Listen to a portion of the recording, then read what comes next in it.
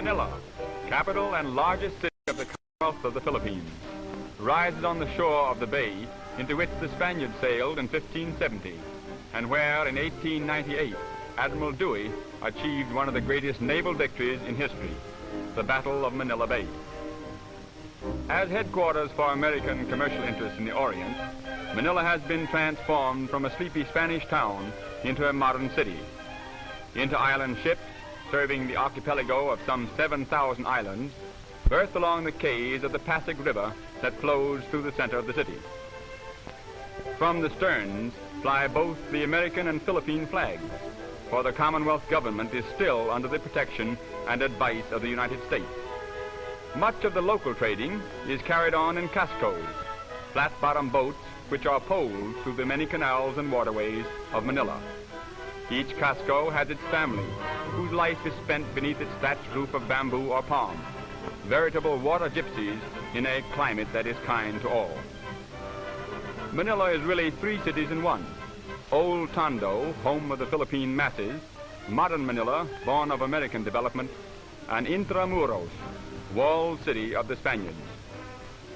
The last, built on the south shore at the mouth of the Pasig River, is surrounded by 2.5 miles of walls, which, begun in 1590, were for centuries bulwarks against invasion. The moat encircling the walls was filled in for sanitary reasons by the Americans, and is today a drill ground, a recreation area, and a golf course. The walls and bastions are excellently preserved, and have withstood even earthquakes which at times laid ruin the old city.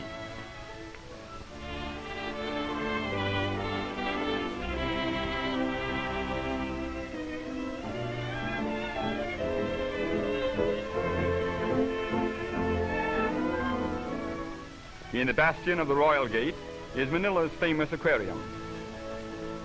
The Parian Gate is the most notable of the city's 5, which until 1852 were all closed at night.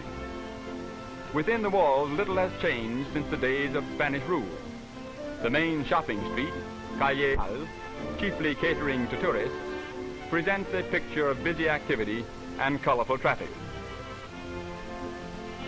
The projecting balconies and grilled windows are reminders of old Spain. The Franciscan Church, more than 200 years old, is one of the many places of worship within walled Manila, for the Spaniards converted the Filipinos into the only Christian peoples in the Orient long before the Pilgrims landed at Plymouth Rock.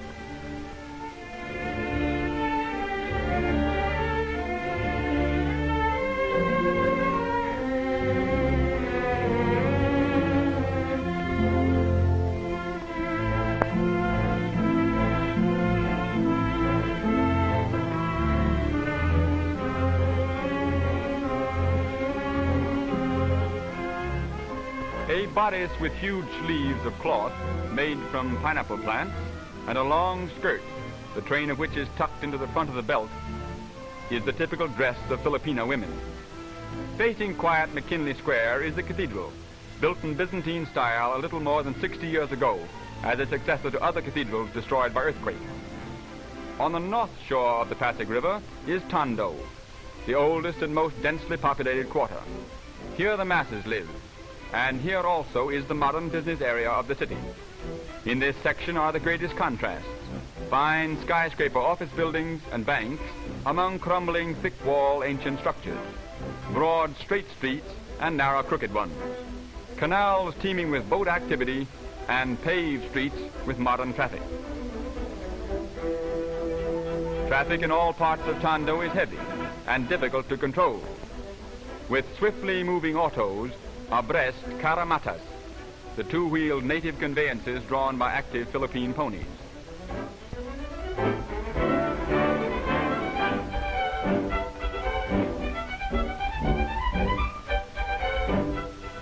The oldest and still the main business street of Manila is the famed Escolta, a congested narrow thoroughfare 5 blocks long, which parallels the river between Plaza Moraga and Plaza Goiti. On it face most of the fine shops and department stores of the city.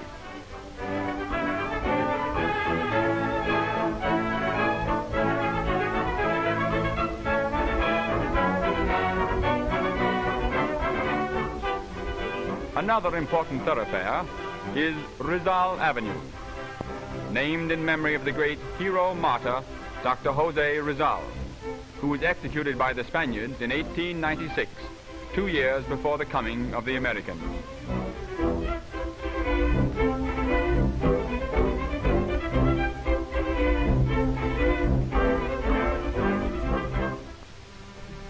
There are many arcaded sidewalks in Manila, for although sunstroke is unknown, it is more pleasant and cooler to keep in the shade during the heat of the day. Each section of the city has its market, where practically everything used by the Filipinos can be purchased. In the Yangko market, a bazaar devoted exclusively to Philippine products, almost any locally made article can be secured.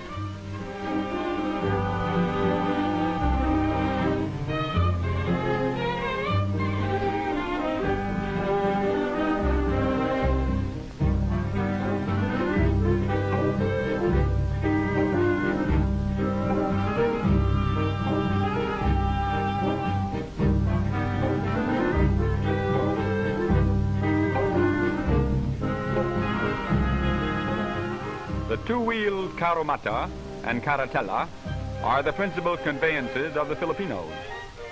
These carriages accommodate 2 and 6 persons respectively. Little straw protectors are placed on the wheel when the passenger mounts or descends.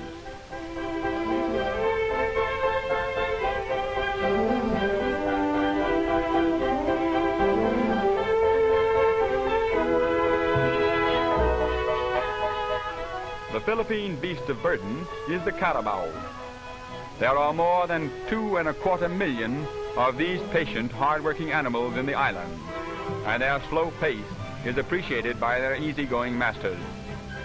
In addition to modern motor transportation, the horse-drawn bus still holds an important place.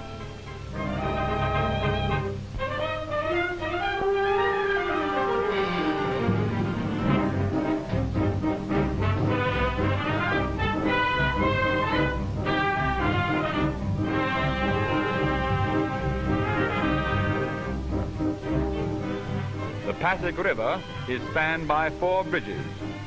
Jones Bridge, surmounted by Filipino figures, is the newest. The graceful arch stands on the site of the old bridge of Spain.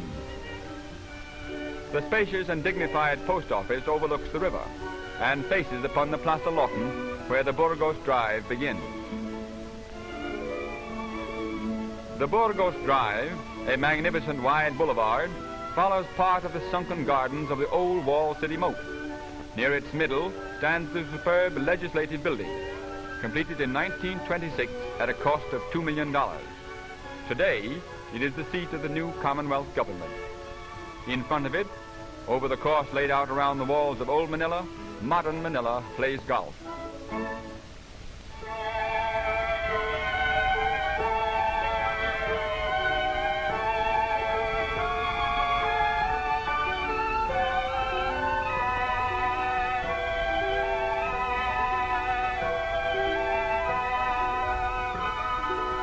A residential section where many beautiful homes and the best hotels are situated is Ermita. The famous Manila Hotel overlooking the bay is one of the finest air-conditioned hotels in the tropics. In Ermita are also the buildings of the University of the Philippines, a government institution which embraces wide fields of learning and offers excellent educational opportunities to all. Contrasting greatly with the narrow, irregular dirt streets of Spain's Manila are the wide, well-paved avenues and boulevards of the American city. Great shade trees overarch many of the avenues, and palms or colorful flowering trees line other arteries. Dewey Boulevard, the pride of Manila, is built upon reclaimed land along the shores of the bay, an ideal location for the many residences of which the city boasts. Among them is that of the American High Commissioner. The spacious house with its gardens and patio is often the scene of social splendor. Situated on the north bank of the Pasig River are the executive offices and home of the President of the Philippine Commonwealth. In a mansion built as the suburban residence for Spanish governors, a Philippine chief executive now directs the home government of his island commonwealth, an archipelago fast changing from a dreamy Spanish colony to a modern agricultural, industrial, and independent country.